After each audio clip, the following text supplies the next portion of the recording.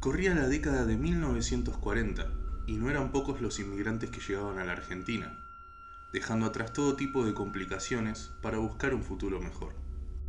Así llegó Emilia Basil, abandonando su pasado para construir una nueva vida, aunque un acosador se terminaría cruzando en su camino.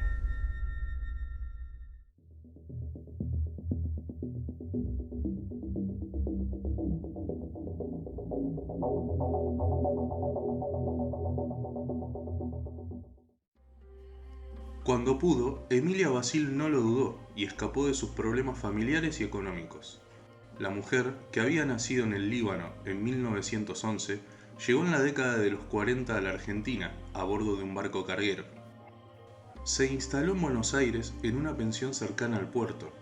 Contaba con algunas direcciones de libaneses que estaban viviendo en la ciudad, pero aunque nunca los buscó, tampoco le interesaba conocerlos. Dora Ramos era la dueña de la pensión y fue quien le enseñó las primeras palabras en español. Emilia entonces buscó refugio en ella. Le pagaba, pero también le ayudaba a mantener limpia la casa y la cocina. Sabía que un buen vínculo con esa mujer le terminaría abriendo puertas, y así fue. La dueña de la pensión estaba acostumbrada a recibir inmigrantes. A cada extranjero le pedía que preparara platos típicos de su país de origen. Resultó que la comida libanesa era una de sus preferidas, y Emilia disfrutaba de cocinarlas. Fue la misma dueña de la pensión quien le ayudaría a conseguir un trabajo en un frigorífico. Se le advirtió que era una actividad muy dura y sacrificada, que todos los días debía despertarse a las 4 de la mañana para presentarse a despostar reses. Y aunque se le había advertido a Dora que el puesto estaba reservado para un hombre, la pondrían a prueba como un gesto de amistad hacia la dueña de la pensión, que ya le había advertido acerca de la excepcional fortaleza física de aquella libanesa. Durante 10 años, Emilia vivió siempre en la misma pensión. Allí pasaba sus ratos libres cocinando empanadas y guisos árabes. Un día, en un bar del barrio de Constitución, conoció a Felipe Rueda, un peruano 13 años menor que ella. Rueda se acercó a la mesa de Emilia, a quien ya conocía por haberla visto en el frigorífico. El hombre era el encargado de compras de un restaurante céntrico, y cada vez que iba a comprar la carne, se asombraba de ver a esa mujer bajita y musculosa, de manos grandes, faenando reses sin levantar jamás la vista de su tabla de trabajo. Con el pasar del tiempo, Emilia y Felipe se casaron, y de inmediato se mudaron a una casa de la calle Garay 2201, y en ese lugar instalaron un restaurante llamado Yamil. Vivían en el fondo de la casa, lindando con un italiano que se llamaba José Petriela, que era el anterior dueño de la propiedad, pero que a causa de una mala administración se la terminó vendiendo a Emilia, quien pagó una parte en efectivo y el resto prometió entregarlo en cuotas. A cambio de haber aceptado la postergación del pago total, Petriela podría vivir en el cuarto del fondo de la casa, que solía ser un depósito y se hallaba abandonado. José Petriela era también inmigrante y encontró en la Argentina un lugar para poder ganarse la vida. Llegó desde Italia y se dedicaba a la plomería. Ganaba bien y también llegó a tener algunas propiedades, aunque además también ayudaba enviando dinero a sus otros hermanos para que pudieran llegar a Buenos Aires. Petriela estaba a gusto en su habitación, sentía cierta afinidad espiritual con el lugar, como si él estuviera tan arruinado como su vivienda. Pero lo que más le gustaba era la sensación de encierro absoluto. En su cuarto estaba aislado del barrio, y la calle le producía desde siempre un miedo inmanejable. Salía lo menos posible, solamente para cumplir con sus tareas de plomería, y siempre trataba de combinar los horarios para poder volver a casa cuanto antes. A todo esto, su cuarto de la calle Garay le había empezado a interesar además por otros motivos. Sentía un fuerte deseo por Emilia Basil, quien era lo opuesto a lo que era él mismo, es decir, carecía de todos los defectos que a él le hacían la vida intolerable. Ella era decidida, fuerte, iba de frente, no le tenía miedo a nada y no le intimidaban la calle ni la prepotencia ajena. Era obvio que podía hacerse cargo de toda una familia, podría incluso hacerse cargo de él. El negocio marchaba. Emilia tenía una clientela fiel y facturaba muy bien. Sin embargo, no le alcanzó para levantar el dinero de la hipoteca de forma rápida y aún se encontraba pagándola. Para ese momento, Emilia y Felipe ya tenían 3 hijas, a las que llamaron Florinda, Rosa y Mirta. Petriela tenía la necesidad de estar siempre cerca de Emilia y la acosaba. Ella lo aguantaba, dejaba pasar la ofensa porque no tenía alternativa. Si el Tano, como se lo conocía, se decidía, podía ejecutar la hipoteca y la mujer no tendría casa, ni negocio, ni nada. Quedaría en la calle con su marido y sus 3 hijas.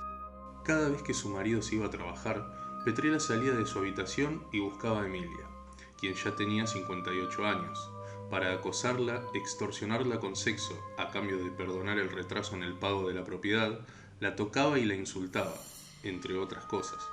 No se sabe bien por qué o cuál fue el detonante, pero un día la mujer no aguantó más. Fue en la madrugada del 24 de marzo de 1973. Era sábado y, como siempre, a las 4:15 Emilia le abrió la puerta a su marido para que éste saliera a trabajar. Ella, por su parte, a esa hora comenzaba a preparar la comida para el mediodía, desde pucheros y guisos hasta empanadas árabes y algunas preparaciones puntuales para los clientes especiales. Aquella vez, como tantas otras, el italiano salió de su habitación y la encaró. Emilia primero lo empujó, pero el hombre seguía, la manoseaba y la insultaba. Ella, confesaría luego, lo dejó para que bajara la guardia, pero esa vez estaba decidida a todo, y caminó hasta el living de la casa, detrás del restaurante, tratando de no hacer ruido ya que sus hijas estaban dormidas. El italiano la tocaba, estaba fuera de sí, solo tenía en su cabeza llevar a Emilia a la cama. Ella continuaba en su papel de permitirle todo, pero para cuando el italiano sintió una presión en el cuello, ya era demasiado tarde. Emilia le había hecho un lazo en el cuello con una soga de nylon y apretó con una fuerza brutal. Fue solo 1 minuto de resistencia. Cuando el plomero empezó a desvanecerse y cayó asfixiado al suelo, Emilia continuó presionando tan fuerte como pudo hasta que ya no tuvo fuerzas. La mujer metió el cadáver en un cajón de madera y lo tapó con frutas y bolsas de arpillera, y ahí lo dejó hasta la madrugada siguiente. Para ella, la vida siguió con total naturalidad, trabajando como siempre, cocinando y atendiendo a los clientes que llegaban a almorzar. Al día siguiente, Emilia se levantó para otra jornada laboral, pero además de cocinar para los clientes, comenzó a descuartizar el cadáver de Petriela y a hervir en ollas los trozos de su cuerpo. El objetivo era hacer desaparecer los restos. El 26 de marzo, 2 días después de matar al italiano, en el restaurante se atendió como todos los días. El horno, en donde estaban en parte los restos de Petriela, se utilizó como de costumbre y se sirvió la comida. Como parte de la comida, habían trozos de carne que ya no se podían distinguir si eran de vaca, de cerdo o si definitivamente eran carne humana. Se dijo que la carne humana la mezcló con carne de vaca para hacer empanadas, que con la cabeza se prepararon sopas y que con distintas partes se prepararon guisos y tartas, pero eso nunca se pudo probar. Más tarde, uno de los hermanos de Petriela fue a buscarlo pero no lo encontró. Así que tras alimentarse sin pagar, como era la costumbre, se marchó.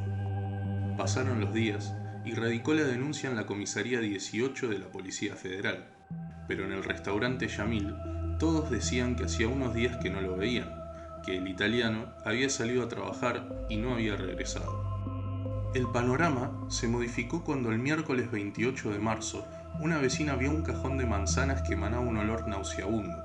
Los recolectores de residuo no habían pasado esa noche. La mujer lo comentó con una de las hijas de Emilia, quien le contó a su madre. «No lo toques, llama a la policía», le dijo Emilia a su hija. Un vecino había corrido las verduras podridas con un palo y había descubierto partes de un torso humano, por el cual más tarde Emilia declararía: «Quedó ahí porque no se puede hacer nada con eso, no sirve de mucho». Solo algunas horas pasaron para que la policía allanara no solo el restaurante, sino también la casa de Emilia, y se encontraran más restos por todo el lugar, entre ellos la cabeza de Petriela, que había sido hervida y luego envuelta en hojas de un viejo diario. Emilia confesaría todo ese mismo día. «Mi marido y mis hijas no tuvieron nada que ver, no sabía nada, fui yo solamente», dijo ante el juez de instrucción y luego continuó. «Lo ahorqué, descuarticé y herví su cabeza 3 días seguidos, Me cansé de mirarla mientras se hallaba en ebullición. Luego, en un tono que expresaba decepción, dijo: «Fue una pena que los recolectores de basura no pasaran esa noche». «Señor juez, yo no tuve a nadie que me llevara los bultos en un auto. Esa fue mi desgracia. Si no, le puedo asegurar que no me descubrían más». Pero cuando el juez preguntó si estaba arrepentida de lo sucedido, ella respondió de la manera más fría y directamente posible: «Lo hice y lo volvería a hacer 1.000 veces». Emilia Basile, alias La Turca, fue condenada a 10 años de prisión, pena que purgó en la cárcel de mujeres. Sin embargo, salió en libertad condicional en noviembre de 1979. Vecinos del lugar contaron tiempo después que la mujer pasó por el restaurante, que ya no existía, y estuvo mirando la vieja casa por algunos minutos. Un vecino, que pasaba por allí, la reconoció y la saludó. Le preguntó cómo estaba y qué pensaba hacer ahora que estaba en libertad. Emilia lo miró fijo a los ojos unos segundos, tomó aire y mientras exhalaba dijo: «¿Y a usted? ¿Qué le importa?». A partir de ese momento, el rastro de Emilia Basile se perdió para siempre. Esto ha sido todo por hoy. Soy Turel y espero que lo hayas disfrutado. Si te gustó o lo encontraste útil, te invito a que lo compartas y te suscribas al canal. Esto me ayudaría mucho. Nos vemos próximamente en nuevos videos con más historias, misterios y curiosidades.